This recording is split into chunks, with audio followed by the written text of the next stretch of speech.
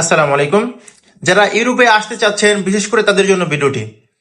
আসলে ইউরোপ আসা অনেক ডিফিকাল্ট। তার ভিতর থেকে যাদের ভাগ্য ভালো তারা কিন্তু ইউরোপে আসতে পারতেছে।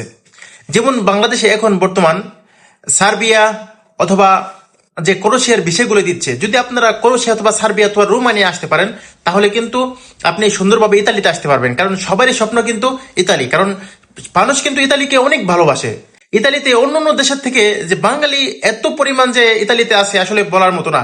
কারণ এখানে মনে হয় যে একটি বাঙালি বা বাংলাদেশে রয়েছেন।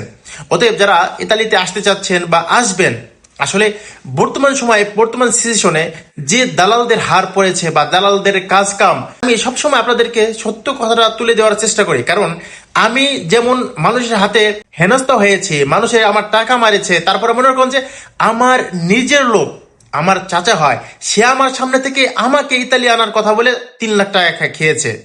অতএব আমিও যে মানুষগুলোকে দেখেছি, দেখেন তারা কিন্তু আজ পর্যন্ত কোনো কিছু করতে পারে না বা সাকসেস হতে পারে নাই।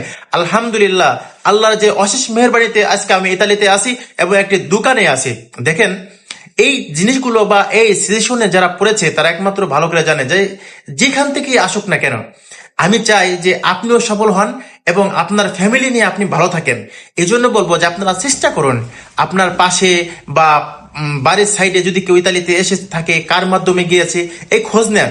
বৃহত্তম ফরিদপুরের ভিতরে কিন্তু সবচেয়ে বেশি ইতালিতে মাদারীপুর শরীয়তপুরের লোক কিন্তু অনেক বেশি। তারপরে আসছে আমি কিন্তু ফরিদপুরের পোলাপাইন। যাই হোক, আমাদের এলাকার কিন্তু একেবারে কম। তার ভিতরে অন্য দেশে অন্যান্য জায়গার মানুষ কিন্তু অনেক।